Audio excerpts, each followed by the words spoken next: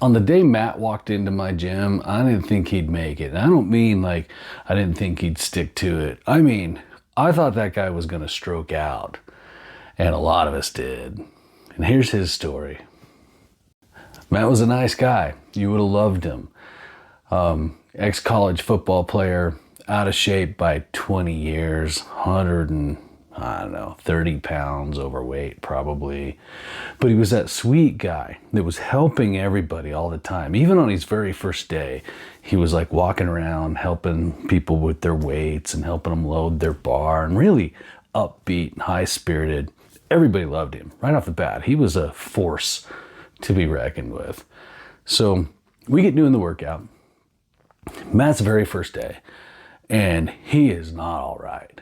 Not all right. He is breathing way too damn heavy and trying too hard. And I keep going over to him, just being like, dude, slow down a little. Everything's okay. He wasn't having it. Other people were going up to him and being like, dude, slow down a little bit. He wasn't having it. And at the end of the workout, it's kind of over. I'm relieved. Everybody's kind of relieved. And we had sent everybody out the door to go run a mile to finish the workout out. And I'll be damned if Matt didn't start trucking his way out that door. I'm just like, oh no. This is so, and other people were walking up to me and like, dude, you got to stop this. This is not okay. So I watch him for a minute. He seems like he's going to make it at least that far. I get on my motorbike and I drive about a quarter mile up the road. By the time he gets to me, I'm like, hey man, why don't we call it? Maybe that's enough. How about you hop on the bike? I'll take you back. He wouldn't even look at me. Wouldn't even acknowledge that I existed. And that was scary. But I was like, yeah, all right, whatever. So I drive down the road another, I don't know, to the half-mile mark or whatever. He comes up and he's in worse shape by the time he gets to me this time. And I'm a little forceful. I just stand in front of him and put my arms up like, oh, stop, man. He's pushed around me. And he keeps going. And he's breathing like it ain't right. At this point, I'm like, I guess this guy's on a mission. And sometimes when they're on a mission like that, live or die, like this is their quest. And I get inspired by it. So I just get on the bike and I left him. I went back and people were coming in. And when they were coming in from their run, they're like, did you see that guy back there? I saw him. They're like, good Lord, did you stop him? I tried. And there, people coming in. And it was so inspirational. By the time he finished that mile, it took him a really long time, but by the time he finished that mile, he had a little crowd around him and everybody was clapping. I had come out to clap for him. And when he crossed the line, we all lost our shit. Magic minute, magic moment. Not for him. He was way embarrassed. And he was having none of it. So he was trying to squirrel off, and while some of us had our back turned, he disappeared. Now, you should know, this is an emergency situation. People are like animals. If somebody gets hurt, if a person gets hurt, a lot of times they'll separate themselves from the pack. They'll go off, sit down, and die. I was in the gym one time. It wasn't my gym, and it wasn't my place. It wasn't my client. But I was in the gym when this happened. A guy went out, sat down, had a heart attack, and died. And it's something we get certified on and we're aware of. And Matt had just disappeared. And I was like, this is bad. And so I'm panicking and I start searching for him. Can't find him.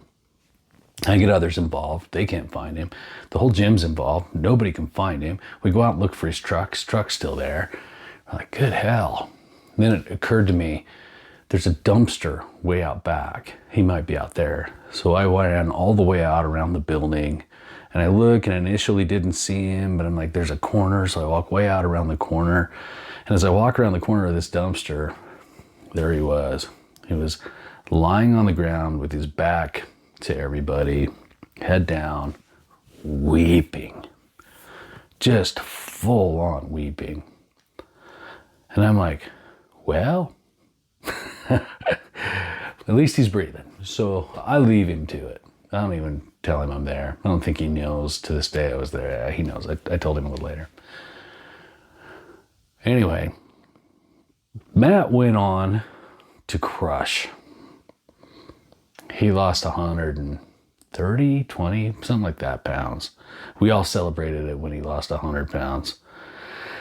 But he kept going, and he kept going, he kept going. He looked great. He became this incredible inspiration. He would come to the gym with his belt. He had a belt that was, he kept having to make notches in, and it was like had 1.5 feet of notches, and he wouldn't trade it out. He just wore it all floppy because he was so proud of it, and he would show this belt to people so they could become inspired, and they did a lot. I was always inspired when he pulled that belt out. One day, just candidly, I went up to Matt and I was asking him, I told him, first of all, hey, on that day that you ran that mile, I was worried about you and I couldn't find you. So I went out back and I saw you on the ground.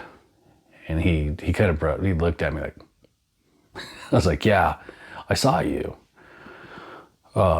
weeping by the dumpster.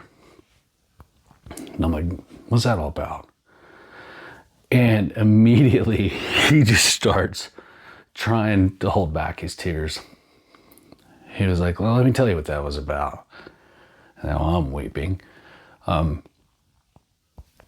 He's like, earlier that year, my son had to leave. He's going to be gone for 2 years.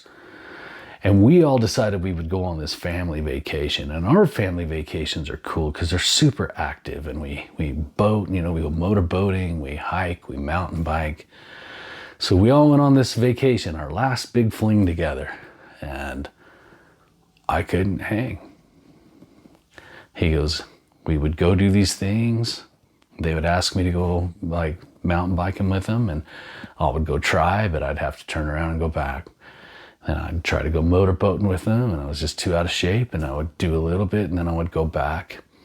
And he goes, that whole week, I felt like I sat there and let first my son down, and then let myself down. And he goes, I couldn't stand it. Man, it broke my heart, and I felt like I was terrible. And on the day that I got home from that vacation, I called your gym, and I came in and decided that by the time he sees me again, in the 2 years later, he goes, I was going to be able to go on that vacation. He goes, that's what that was about. And I have always been inspired by that story. And I pass it on to you with hopes that you could become inspired by it too.